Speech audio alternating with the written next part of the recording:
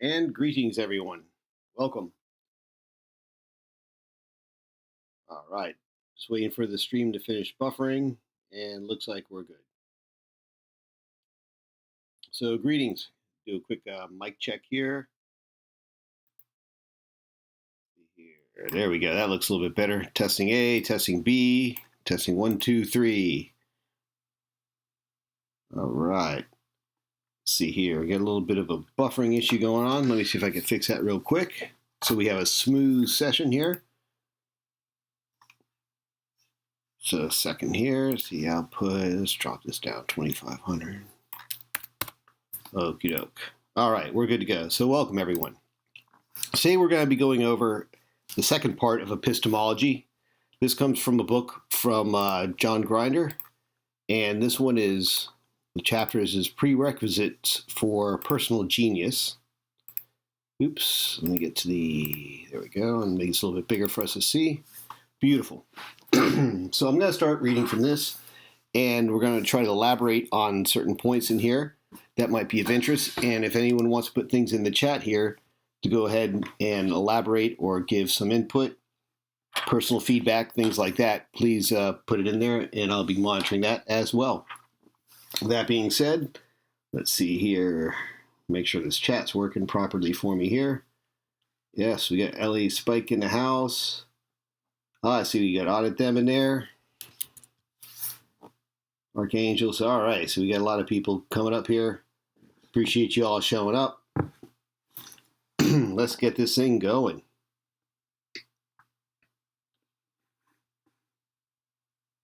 Okie doke. Okay. Let me get to this. So, prerequisites for personal genius.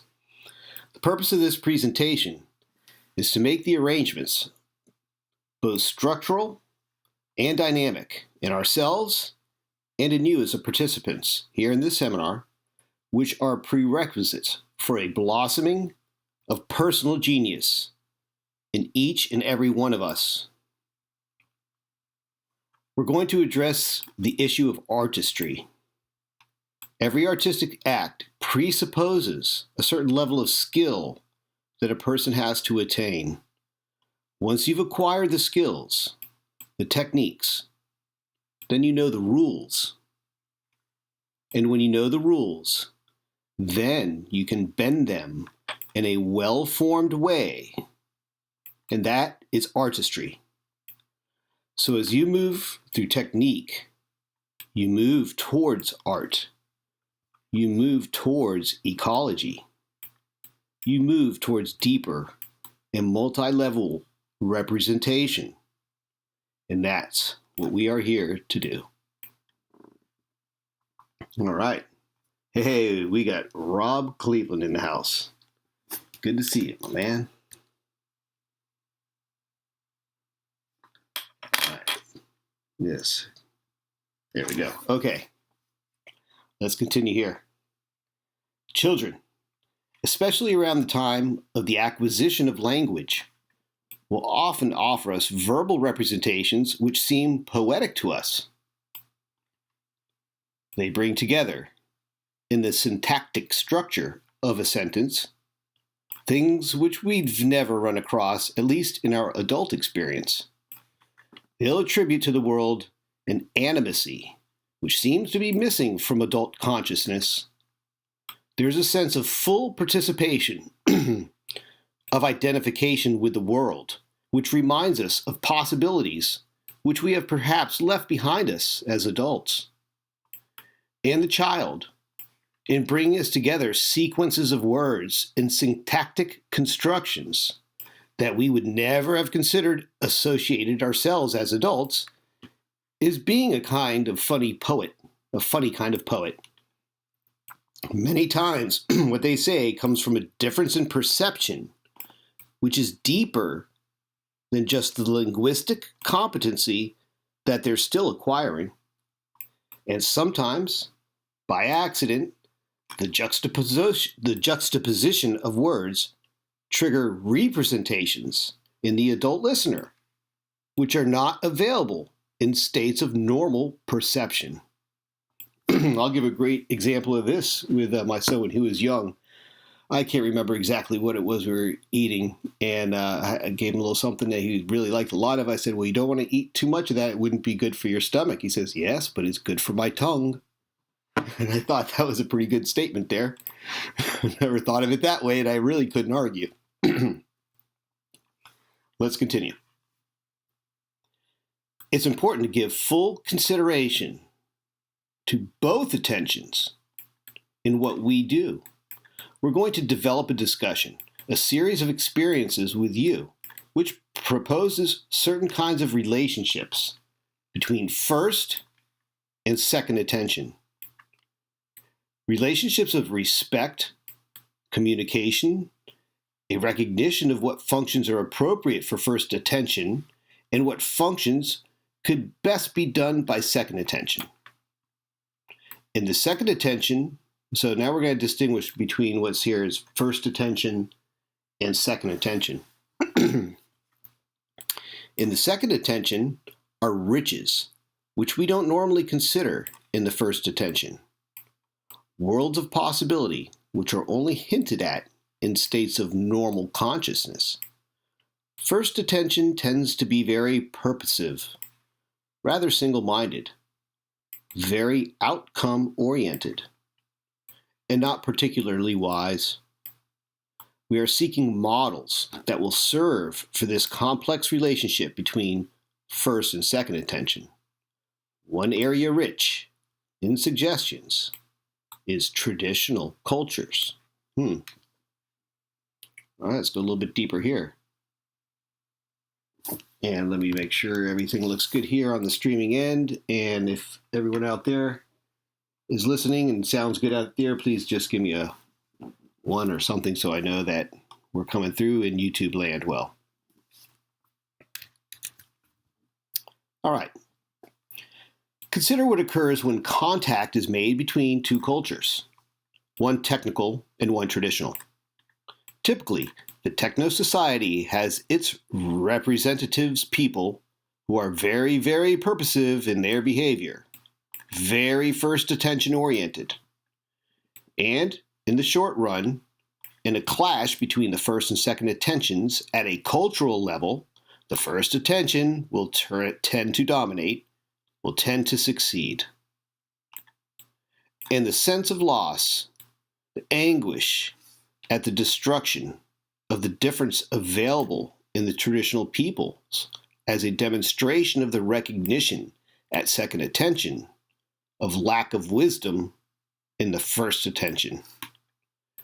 Those of you who work in psychotherapy or education, or who do consulting in the business context, can appreciate how a balance between first and second attentions is essential for personal health and well-being in yourself and others, both at the group and the individual level. There are grave repercussions of how the first attention, second attention interface is designed. So is everyone with me on this first and second attention? Let's just really wrap our minds around this so we can be very clear about this as we move on, because we're going to refer back to this a few times. So the first attention, very purpose-driven, purposeful.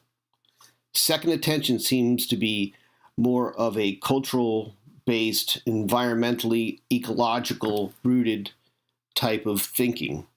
And the attention to those things are culturally attached, and they're not as, I guess you could say, as transferable as that first attention, which is very objective and object-oriented. All right, let's proceed. I have something I would like to read from, an article called Style, Grace, and Information in Primitive Art by Gregory Bateson. Bateson was one of the great epistemologists. Let's read from this.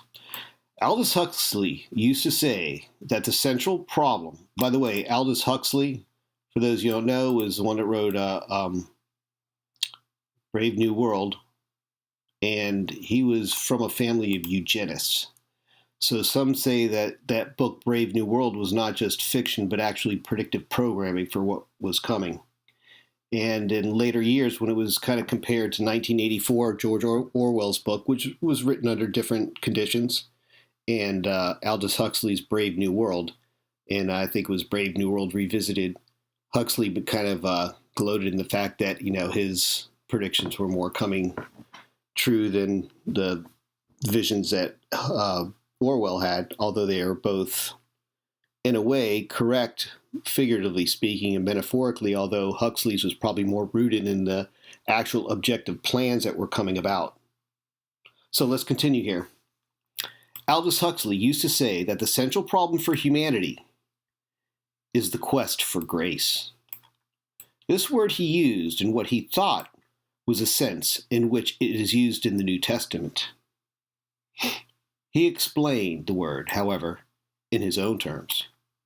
He argued, like Walt Whitman, that the communication and behavior of animals has a naivety, a simplicity, which man has lost. And we can certainly say this, as philosopher Cassirer has pointed out, that we now live entirely in a symbolic system and have lost our ability to interact with the environment as it is, face to face, so to speak. Let's continue. Man's behavior is corrupted by deceit, even self-deceit, by purpose, and by self-consciousness. As Aldous saw the matter, man has lost the grace which animals still have. In terms of this contrast, Aldous argued that God resembles the animals rather than man.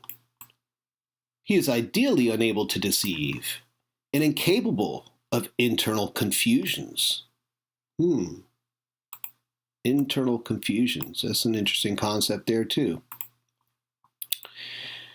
In the total scale of beings, therefore, man is as if displaced sideways and lacks that grace which the animals have and which God has.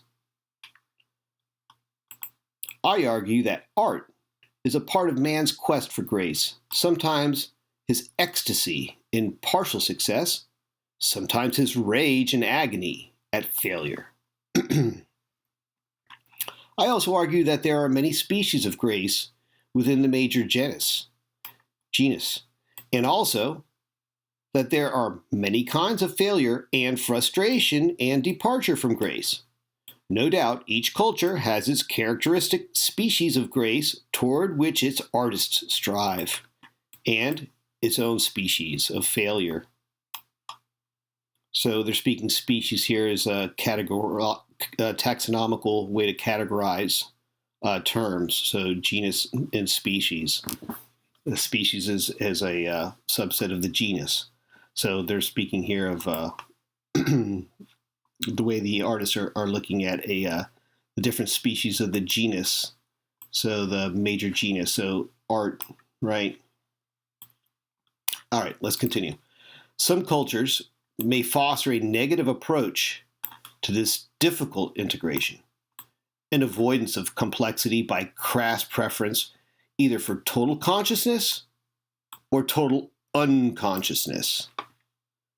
Their art is unlikely to be great. I shall argue that the problem of grace is fundamentally a problem of integration, in that what is to be integrated is the diverse parts of the mind, especially those multiple levels of which one extreme is called consciousness and the other the unconsciousness. For the attainment of grace, the reasons of the heart must be integrated with the reasons of the reason.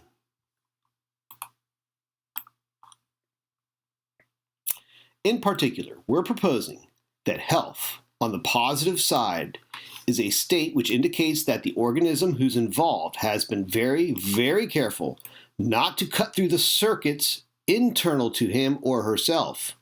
The issue here is integrity. Alcoholics, for example, are individuals who have drawn a line inside of their own circuitry where they have disassociated a part, the so-called alcoholic part. From first attention, they do not recognize themselves in that part. And the line that they've drawn across circuits, the line they've drawn crosses circuits they have to have intact for their own integrity in order for an integrated ecological solution for the addiction to occur. Then that's an interesting concept. Let's look at this one more time here. So alcoholics, for example, are individuals who have drawn a line inside of their own circuitry where they have disassociated a part, the so-called alcoholic part. So they've drawn a line, there's a disassociated part. Now, from first attention, they do not recognize themselves in that part. So from a purpose-driven point, they won't recognize the disassociated alcoholic part. And the line they've drawn crosses circuits they have to have intact for their own integrity in order for an integrated ecological solution to the addiction to occur. So, if we draw the lines that define ourselves without respect for the integrity of the circuits that we need for feedback, for example, we've placed ourselves formally in the same position as the alcoholic has. We wish to give some rigor to the theme of chunking so as to respect the integrity of your own circuits and the circuits of the people who you merge with at various times for purposes of joint action and experience. Let's read that statement again. That's a very bold statement here. We wish to give some rigor to the theme of chunking. So chunking is separating, drawing lines across circuits so you can integrate them though, but drawing those lines, chunking, so as to respect the integrity of your own circuits and the circuits of the people you merge with at various times for purposes of joint action and experience. So it's going to allow you to do these, remember, for purposes is first attention, experience is two, action and experience, second attention. Bateson has a really enlightening description of where the self is for a blind man. The blind man moving through the world typically uses a cane. And Gregory's question is, where does the blind man define the boundaries of self? Where do you draw those lines? Does it stop at the point of interface between the hand and the cane? Is it halfway down the cane? Is it all the way to the end of the cane? Those of you who've raced motorcycles or cars or flown airplanes know perfectly well that in a race car, your self goes down to and includes the contact with the medium that you're driving over or moving through, all the way to where the tires make contact with the road. Feel the road, right? And the boundaries of self have changed. For example, riding a horse. There's Judy, there's the horse. And then there's Judy plus the horse, and each of these units have different boundaries. Each of us has a personal ecology and a wisdom to ourselves which, if it's respected, will provide the foundation for, or will take care of, the prerequisites for personal genius. What would be an example of shrinking your self-definition? In what context might that be useful? Pain. There is within us a natural predilection towards identification with other organisms and species. So when I look at Larry, it is not difficult for me to identify with him as another man operating in a similar situation to the one I'm in. Some call this a theory of mind also. I can easily identify with him, even extend my sense of self to include him. Now, if something catastrophic were to happen to Larry, and I were the individual available to assist him, for example, there's a car accident and he's injured in some way, it's extremely important for me to be able to withdraw, that identification on a temporary basis so as not to be drawn into the same state of reduced resourcefulness that he's in, and because of direct physical trauma. Where I do that, I would not be able to typically act with the effectiveness required for me to reach out and do the best I know how for this brother by taking care of his injury. It's a professional requirement of people who work in emergency rooms that they both be able to extend themselves to demonstrate to the person that they're in good hands. And at the same time, they must be able to withdraw the self so that the identification process is not so strong that it removes the resourcefulness they need to make the appropriate medical response.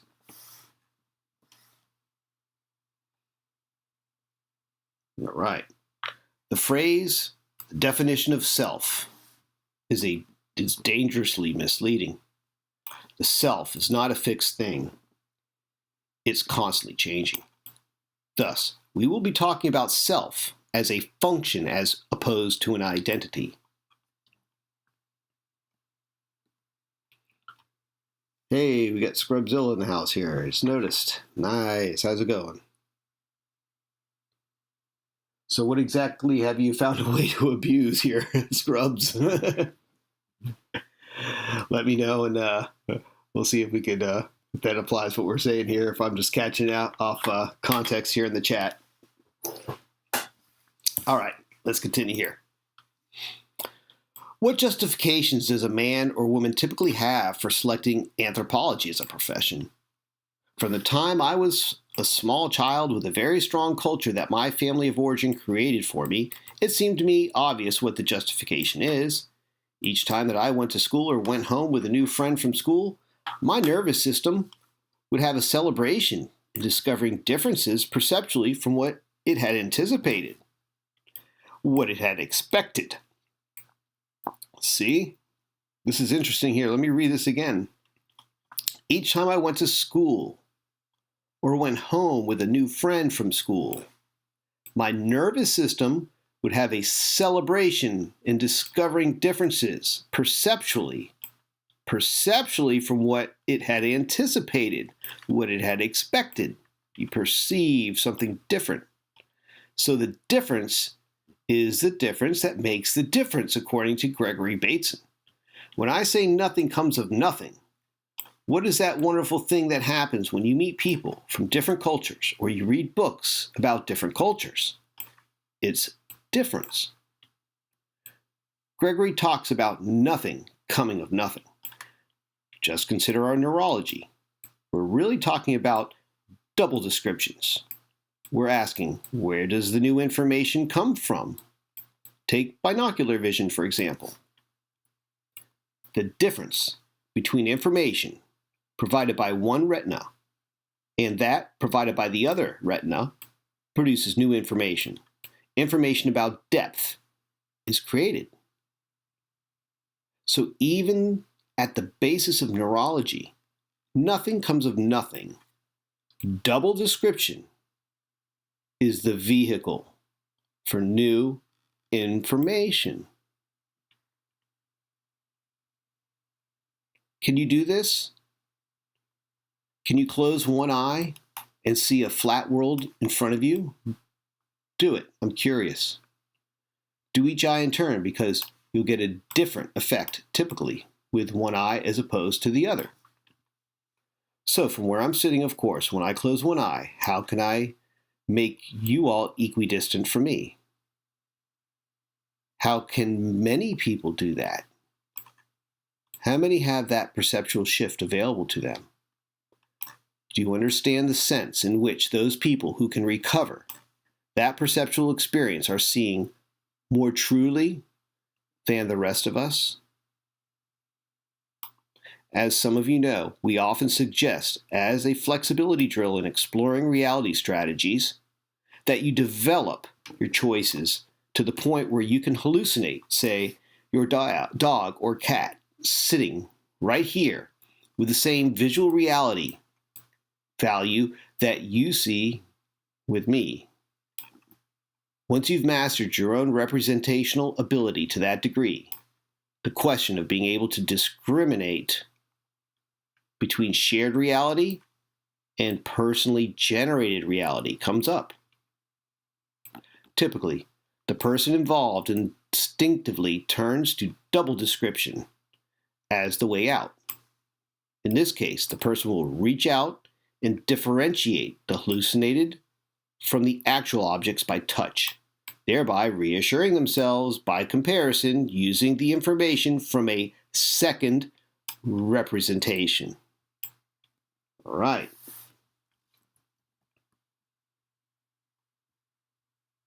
Shakespeare adequately describes the situation in Macbeth.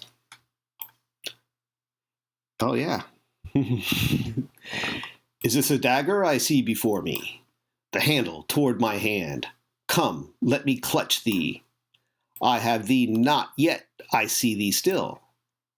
Art thou not, fatal vision, sensible to feeling as to sight?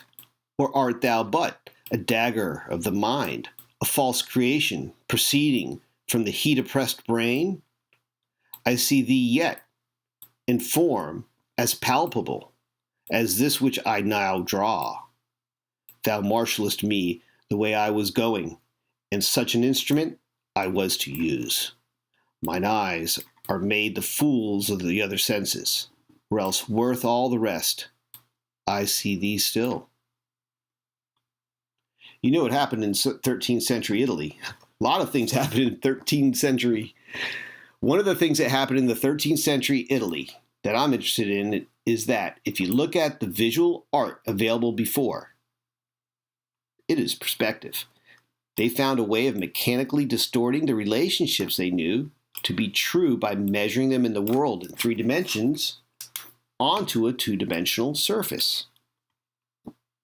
The purpose of this mechanical distortion is to fit the distortions in the human visual nervous system in such a way that the end 2-dimensional result would appear to be 3-dimensional. Mapping from 3 dimensions onto 2 dimensions is a good example of how first attention reduction occurs when first attention tries to appreciate second attention process. What is it that they did? Did you hear what I said? Both attentions. Let's look at this one more time. So, the purpose of this mechanical distortion is to fit the distortions in the human visual nervous system. Now we're talking about perspective art. That's, making it look as though you're looking into a 3-dimensional instead of just a flat representation of, stick figure, so to speak. That type of plane of imagery, whereas the perspective gives the image, even though it's on a 2-dimensional piece of paper or something, it gives the perspective of a 3rd dimension, like a photograph, so to speak. All right, so these distortions, right, they fit the distortions in the human visual nervous system in such a way that the end 2-dimensional result would appear to be 3-dimensional. So even from this 2-dimensional source, even with one eye open, you'll still see a 3-dimensional appearance. Mapping from 3 dimensions onto 2 dimensions is a good example of how first attention reduction occurs when first attention tries to appreciate second attention process. What is it that they did? Did you hear what I said? Both attentions. So we're talking about both of these here. It's a first attention reduction, right? Appreciating a second attention process, which is the distortion. All right. I once stood on a small hill in the city of Athens and looked across at a distance at a larger hill, the 2 main hills in the area, and the second hill was called the Acropolis. And there's one structure from Philopapus that drew my eye as I looked across at the Acropolis. It was the Parthenon, now largely a series of columns with a partial roof and a foundation, because the Greeks were foolish enough to put munitions inside of it during one of the wars with the Turks, who then blew it up. When I climbed to the top of the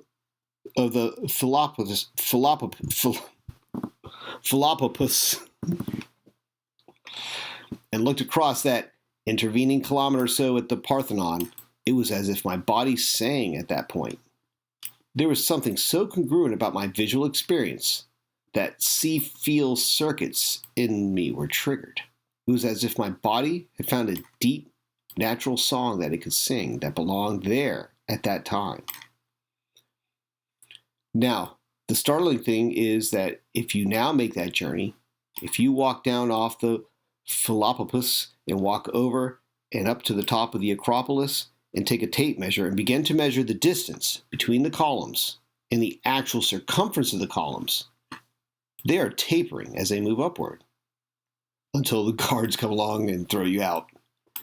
As you make those measurements, you'll discover, as in the case of the 13th century Italy, the Greeks had a wisdom that somewhere got lost.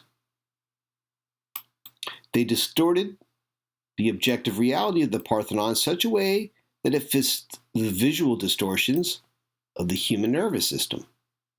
Those columns are not the same size, nor are the distances between them the same. And yet they look at as you look at it, your body tells you that this objective information is false. There's something so very right about what the Greeks did with the Parthenon. Those guys had done their epistemological homework.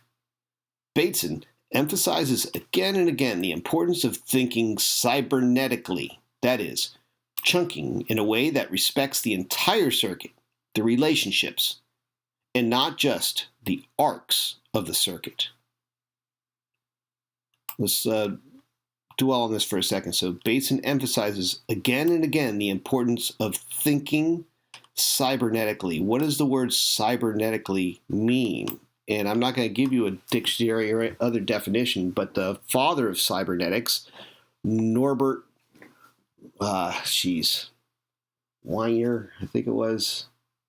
Anyways, from MIT, he came up with this concept of cybernetics and its steermanship. It comes from the, if you're piloting a sailboat, for instance, and your hands on that tiller, as you navigate towards your destination, to keep it on a heading as the waves hit you and the sails move a little bit with the wind, you have to make constant small little adjustments to keep you on that tack, that course, that vector, so to speak.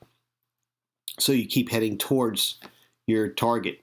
That slight movements, that steermanship that you do, slight adjustments along the way to keep on track, is the cybernetic approach. It's a steermanship. It's having the ability to steer with the small movements, but done in a progressive way to keep you on track to the destination or to your target or goal. So that is chunking in a way that respects the entire circuit, the relationships, and not just the arcs of the circuit. The way in which we chunk experience can lead to epistemological errors in our thinking that are formidable. Gregory says that unless we learn to think cybernetically, the entire planet could be forfeit. The same phenomena of epistemologically unsound thinking occurs both at the individual levels and the societal level. We will develop and propose a well-formedness condition which allows us as individuals and societies to correct certain epistemological errors in our thinking, namely that when decomposing experience of the world, phenomenon which we wish to examine and understand, the component we wish to study must itself be an operating circuit, not simply an arc in some circuit. So let's unpack this a little bit here.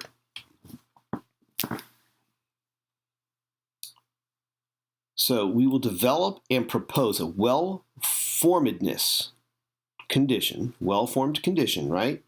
Which allows us as individuals and societies to correct certain epistemological errors in our thinking, namely Okay, let's think of this. When decomposing, you're not composing, you're decomposing experience, right? We're digesting it, understanding our experience of the world.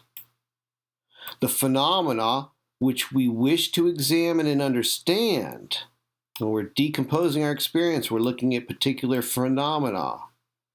The component we wish to study, whatever we're studying of this, the component must itself be an operating circuit, not simply an arc in some circuit.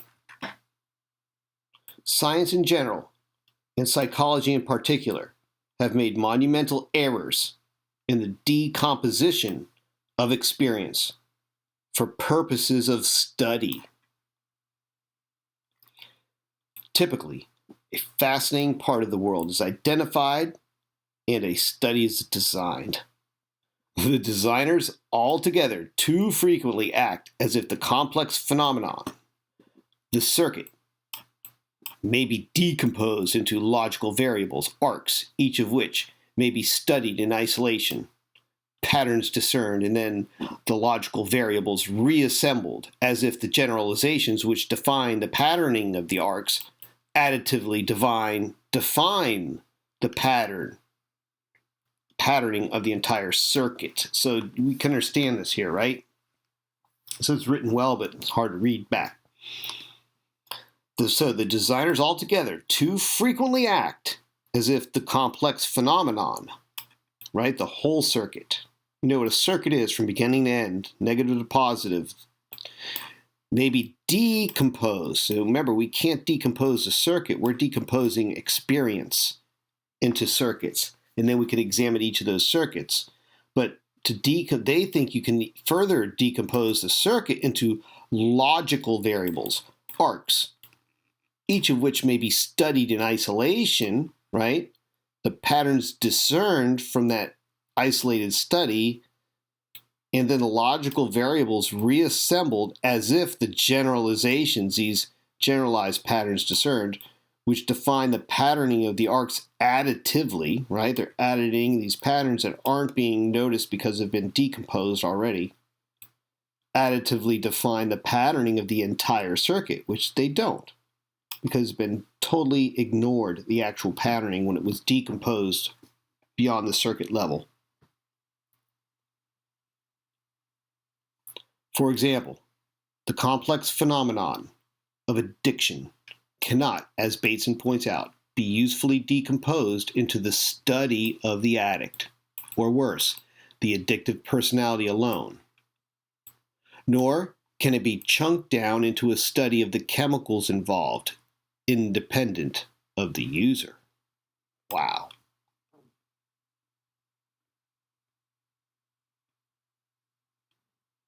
Such a decomposition of the phenomenon of addiction will guarantee a failure to discover interesting and useful patterning. Such programs are doomed to irrelevance at best. At worst, the researchers who find widely varying patterns as a result of the study of only part of a relationship will engage in polemics at the next higher logical level, arguing about whose sets of words are better to dismay of people who have to deal with a loop of addiction in the real world, and to the anguish of those who recognize the waste of human and financial resources. The results of such activity, at best, is a study of the pathological side of our species' ability to disassociate, to decompose experience without any sensibility to naturally operating circuits, and then to believe that decomposed arcs have anything to do with the world. Consider a parallel example from biology. The concept of adaptation implies a pre-existing world that poses a problem to which an adaptation is the solution. A key is adapted to a lock by cutting and filing it. An electrical appliance is adapted to a different voltage by the transformer. Although the physical world certainly predated the biological one, there are certain grave difficulties for evolutionary theory in defining that world for the process of adaptation. It is the difficulty of defining the ecological niche. The description of the total environment and way of life of an organism.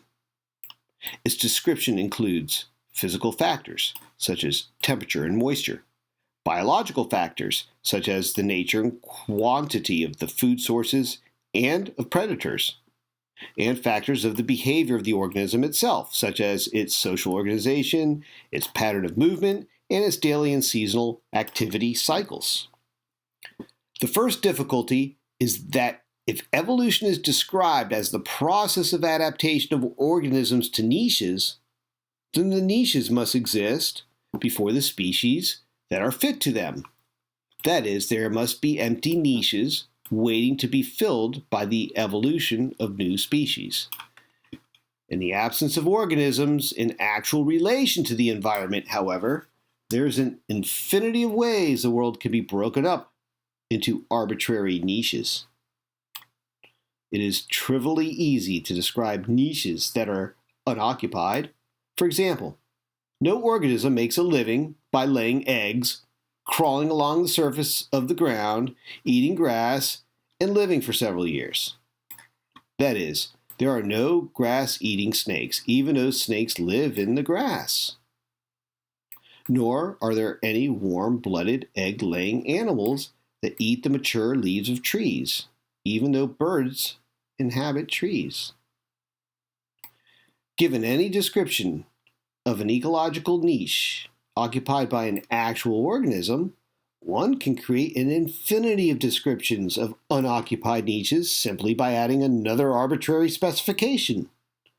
Unless there is some preferred or natural way to subdivide the world into niches, the concept loses all predictive and explanatory value. And I would add that there should be a functional relationship between what we consider these descriptions. They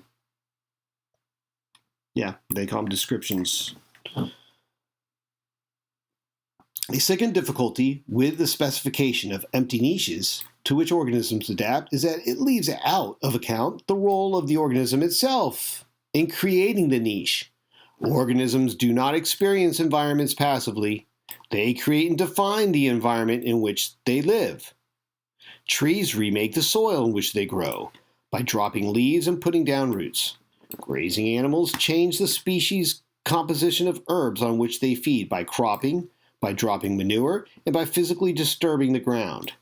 There is a constant interplay of the organism and the environment, so that although natural selection may be adapting the organism to a particular set of environmental circumstances, the evolution of the organism itself changes those circumstances. Finally, organisms themselves determine which external factors will be part of their niche by their own activities. By building a nest, the phoebe makes available the availability of dried grass an important part of its niche, at the same time making the nest itself a component of the niche. So we're into the epistemology, is how we're defining things. What do we consider, a valid discernment here? Now, consider a different type of epistemological error. One where a perceptual unit, the human chin, is selected as an appropriate unit of study in evolutionary biology, but turns out to have no underlying circuitry to support it as a unit of experiment coherent in itself. Problems that arose in deciding on a proper description of the ecological niche without the organism arise when one tries to describe the organism itself. Is a leg a unit in evolution so that the adaptive function of the leg can be inferred? If so, what about a part of the leg, say the foot, or a single toe, or one bone of a toe? The evolution of a human chin is an instructive example. Human morphological evolution can be generally described as a neotenic progression. That is, human infants and adults resemble the fetal and young forms of apes more than they resemble adult types. It is as if human beings are born at an earlier stage of physical development than apes, and do not mature as far along as the ape's development path. For example, the relative proportion of skull size to body size is about the same in newborn apes and human beings, whereas adult apes have much larger bodies in relation to their heads than we do. In effect, their bodies go further. The exception to the rule of human neoteny is the chin, which grows relatively larger in human beings, whereas both infant and adult apes are chinless. Attempts to explain the human chin as a specific adaptation selected to grow larger failed to be convincing. Finally, it was realized that, in an evolutionary sense, the chin does not exist. There are two growth fields in the lower jaw: the dentary field, which is the bony structure of the jaw, and the alveolar field, in which the teeth are set. Both the dentary and the alveolar fields do show neoteny. They have both become smaller in the human evolutionary line. The alveolar field has shrunk somewhat faster than the dentary one, however, with the result that a chin appears as a pure consequence of the relative regression rates of the growth fields, with a recognition that the chin is a mental construct rather than a unit in evolution. The problem of its adaptive explanation disappears. Jeez. I'm sure that was a good wasted study of government money, right? By the way, if you, as children of the era of science, want something to think about, consider the wisdom of multiple descriptions of the world on one hand, and the insistence of scientific researchers on a single representation referred to as science. Does this mean that the scientific endeavor is a fundamentally flawed human activity, and that it presupposes that there is a single description that it is working towards?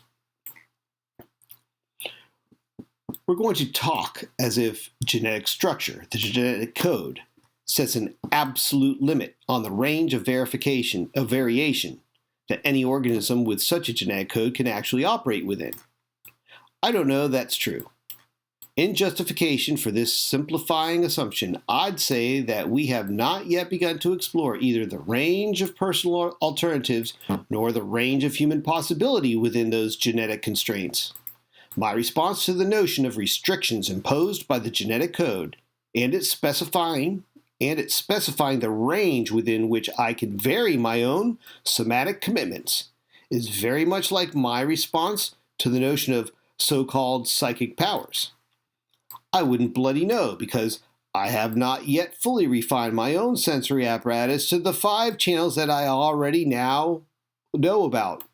I have worlds upon worlds yet to discover within what I know to be available to me as part of my heritage as a human being. Yeah, people are so focused on trying to get beyond the powers of perception they have, and they won't even fully refine their own sensory apparatus. Interesting. Yeah, everyone's looking for a 6th sense, and they overlook the first 5 in trying to refine them and have some discernment within them. I was once out riding with some acquaintances. There were 4 of us on horseback, riding abreast at a walk. One of the women dropped her reins across her horse's neck. Her horse, sandwiched between the 2 other horses, continued to move at the same pace in the same direction as the rest of us. After some distance, the young woman exclaimed, "Oh, what a smart and sensitive horse I have," informing us of her belief that she had been controlling her horse with her mind alone. At the time, I was preoccupied watching a marsh hawk making a hunting sweep on the next ridge line, and so didn't mention that I agreed that her mind was alone, wholly disconnected from her body, and from her horse, and from the context of 3 other riders with 3 other horses moving in the same direction at the same pace. Yeah, there we go. So now, if there happen to be genetic constraints, I have many, many worlds to dance before I come up against those possible constraints. That's the only sense in which we're accepting the notion of genetic constraints in our discussions.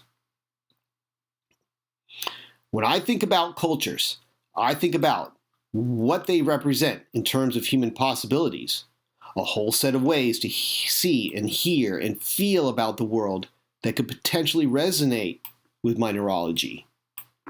A place where news of difference is waiting to be discovered. There's a whole range of possibilities out there. How can I learn to move through them and know them better, as well as to find out what my potential as a human being is? What are the personal alternatives that I can develop? And how do I respect all of them in terms of circuitry, in terms of ecology, not to cut across circuits? If you take a child born of any genetic background, born of any parents anywhere in the world, and you put that child in the context of any culture and language, that child will master the culture and language that it's placed in at the same speed that the children born of parents who are in that culture and language and have for centuries an uninterrupted bloodline within that culture and linguistic tradition. Not only will the child learn with the same speed the language and the cultural ways of those people, but the child will make sense of the same class of mistakes in acquiring language that make the same set of mistakes in acquiring the cultural moves that the children born of the uninterrupted bloodline within that culture and language make. Contrary to the venerable British empiricist traditions, we humans are not blank slates. All right. For example, some of you may have run across information about Creoles and the Pidgin as a startling example to me of an actual relevant piece of linguistic research. I think that as startling for me as for the information itself. Several years ago, a man named Blinkerton worked in the area of Pidgins and Creoles, offered in a Scientific America article a report of his research. A couple of definitions. Pidgin is not a language. It's a verbal communication code which is developed when 2 different linguistic and ethnic groups in contact, typically under forced labor conditions where they have to cooperate in order to get certain jobs done to achieve the kind of production that gets them the food and shelter that they need for continued survival. There are lots of places in the world where such situations have occurred. Hawaii is one.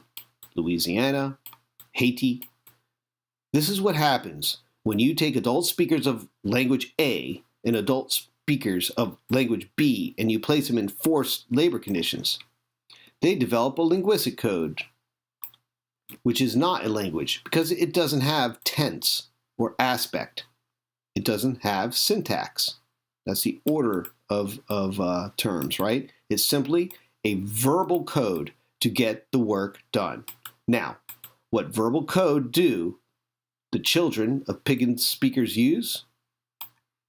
Now, what verbal code do the children of Pidgin speakers use? The technical answer is that they speak Creole. And what is Creole? Well, it turns out to be a full spoken language, syntax, tense, aspect. And finally, the most fascinating is a question. Where does this Creole spoken by the children of Pidgin speakers come from? Since we're about epistemology here, let's be specific about how we would know where the Creole came from. How will we decide? What evidence will we use? Now, one choice is, hey, you have rights, cops have duties. Oh, shoot. I was going to ask you a question. I'll ask you after this. All right. Again, we're doing since this is an epistemology, since we're about epistemology here, right? Let's be specific how we would know where Creole came from. So this is how we break things down epistemologically. How will we decide where Creole came from? What evidence will we use? Now, one choice is the syntax. That is, if we examine the syntactic structure of Creole and compare it to the syntactic structure of the candidates, the language codes which could have served as a model for the Creole, we can arrive at a reasonable assessment of its origins. Well, what are the candidates? We can immediately disqualify Pidgin since Pidgin is not a full language while Creole is. There are full languages of the parents' generation, whatever they were, and, of course, there's the language of the dominant class who's exploiting the labor of the Pidgin speakers. It turns out, according to Blinkerton, that in the cases he analyzed, the syntax of Creole was unrelated to the syntax of either the languages of the parents' generation or to the language of the exploiting group. So where does this language system, a system so complex that no linguist or team of linguists has ever been able to describe its rule-driven structure, where does it come from? There are no suitable models externally. So where else but out of that astonishing part of our human heritage, the human nervous system? For some decades, a linguist at MIT named Chomsky had been arguing for an appreciation of humans as organisms who arrive with lots of decisions about what classes of experience they will have in the world already made.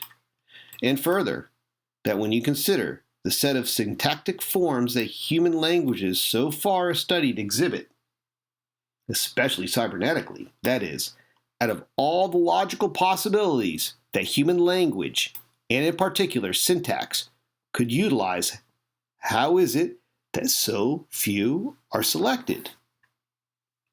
You come to the conclusion that there's some very powerful filtering going on, and the filtering is occurring at the same place that Creole comes from. Wow. Specifically, Chomsky proposes a set of circuits, the language acquisition device, or LAD, which are part of the definition of what it means to be a member of our species. Wow. So this is an intrinsic ability, inherent ability, as Kant might have said.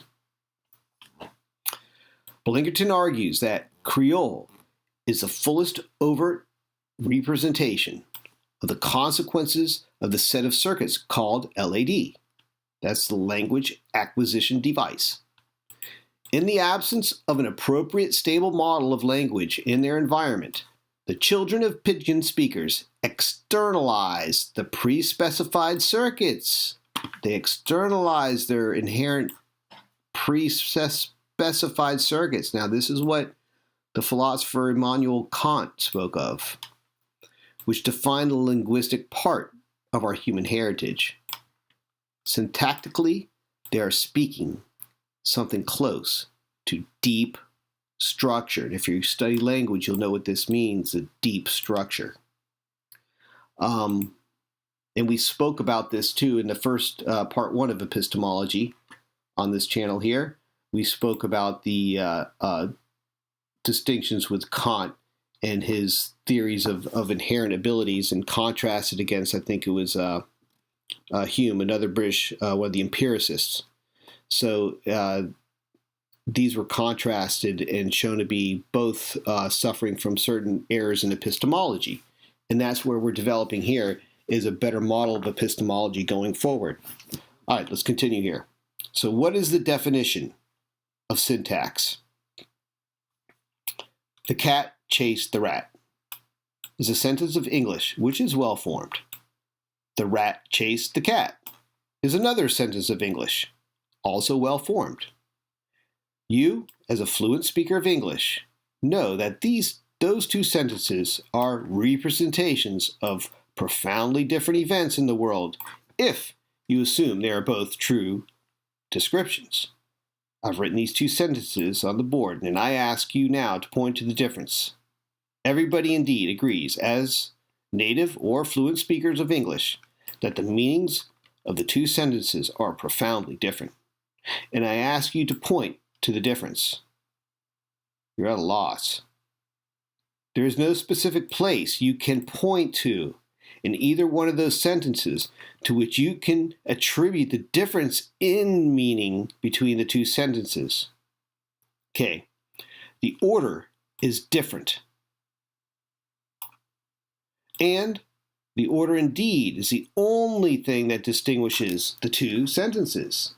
That is, if the sentences of the language were unordered sets of concepts, those two sentences would mean the same thing. But they're not unordered sets of concepts. Not only does the meaning of the words used in a sentence contribute to the entire meaning, the sequence in which those words occur also contributes. It's obviously not a simple situation because the cat chased the rat and the rat was chased by the cat. By having the same ordering in the sequences of the nouns, but those two happen to mean roughly the same thing, whereas the sentences I originally started with mean something quite different. So the syntax, in part, the study of the contribution of sequence to meaning. We are the only species known to have a syntactically based communication code. Wow. Incidentally, there are huge caveats that have to go around with that, like, how the hell will we know? When is the last time you successfully communicated with an ant, right? It's important to understand that caveats in terms of the tremendous perceptual filters which we have. When I was a child, they had these little decks of cards where on each card, usually on the right bottom corner, if you held them properly, were little scratchings. And if you looked at the card A, you'd look there and think, I don't know what the hell that is. You'd look at card N, and you look at card P, and you look at card S. However, if you rifled through the cards quickly, you saw something that hadn't been there before. Because the exposure of the various scratchings to your central nervous system, to your visual system, had to occur within a certain time frame in order for you to assimilate on your occipital cortex the appropriate class of images which were being reported. So I think they're talking about the, the flip books. If you flip through the books and it shows a little motion, characters will start moving. And if you look at each one of them, they're just individual pictures, but when you flick them really quick, it appears to move.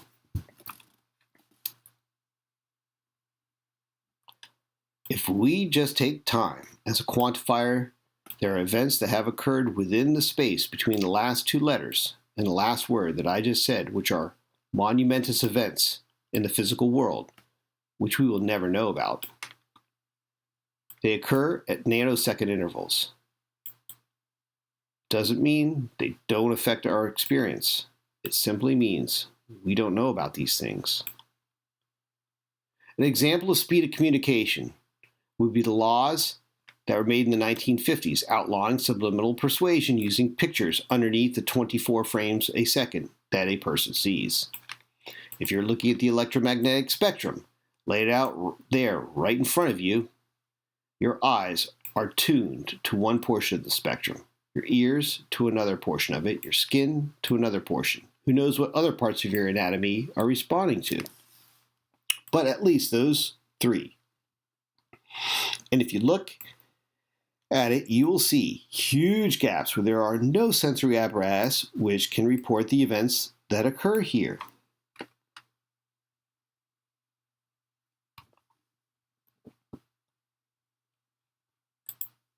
All right, so this is the end of the presentation for tonight. We've been here for a long time. We passed the hour mark. So let's think about this, guys. A lot to think about here of what we assume based on the way we've deconstructed or decomposed the meanings of things, the representations, Again, syntax, the order of things, being something that distinguishes us from the other animals by the way we communicate, not just in commands, but in the order and the meaning combined. Again, you can't study the words by themselves to understand the meaning of the sentence or how it will later be constructed. And I think that's what we're getting at with the first and second attention. And if you get things decomposed beyond a complete circuit, that you're kind of have a poor epistemology, or at least a shoddy one. Also, that we have certain innate abilities that seem language-based, that can be externalized even without an influence from a culture that would actually create languages. So we have this generative ability innately to create language. And ways of looking at the separate things and then together. Again, when the lady riding the horse was thinking she was controlling it, when she was just oblivious to what was really going on all around and so focused internally, she was missing the true connections that were going on all around her. And lastly, let's see here. Niches and environment is kind of that's another thing that might be a bit of a myth, because what comes first, the niche or the organism? And then we do know that organisms create their own niches. So that whole thing about the evolutionary stresses from the environment in the form of niches could be that could be another epistemological error. So I think this is good that we have this nice opportunity here to explore some of these things here. And hopefully this is going to help all of us guide ourselves individually and then further socially towards seeing a world with a blossoming of personal genius in each and every one of us. So I'm going to browse through here and see if we have anything input here that we have questions or anything I can elaborate on here. Let's see. You got something on ChatGPT. Let's see. ChatGPT. Yeah, we'll do another one on that one too, because I got some new stuff on that. If anyone, I'll probably make a community post and see if people want to make suggestions for a general topic on that. But I do have some in mind, and there are some pretty interesting things that are coming around the pike. I would say that this year is going to be, a sea change coming, and we all need to be ready for it one way or another. I've been noticing a lot of shock testing going on, which is a harbinger of the things to come, or hopefully not an omen. So let's just say that we want to be part of the force that brings things towards the positive direction and keep things that way. Again, cybernetically is the way things are moved today. You can't make giant movements to get us to a far destination. It's going to take a whole sequence of concerted small adjustments to keep us along the path and keep a compass for our heading morally, and also have an accurate map that's the distortions are valid the way our human perceptions work, so that we can reach a goal that's going to improve all of our individual liberties, not just now but for posterity too. Let's see what else we got here. We have a great crowd. I'm glad everyone stayed for this. This has really been a great chat we've had here for sure. I see you have rights, cops have duties. I guess we're going to talk on the private because we got a lot to talk about, it seems. We get El Perro here. Word Wizard, you're the man. Good to see you here too. You have rights, cops have duties. And of course the scrub.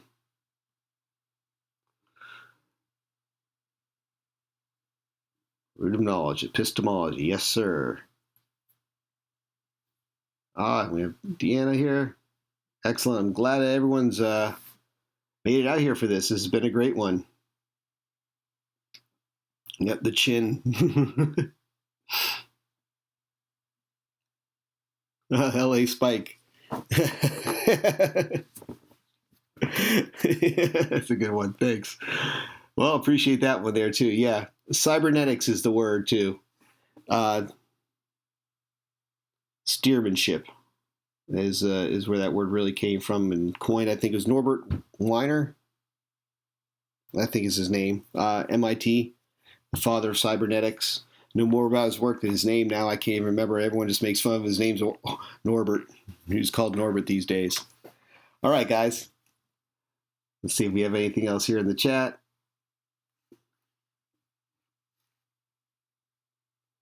So yes, yeah, absolutely. Anytime you give me a call or email, just pop me an email. I'll get the notification. I get an email from you.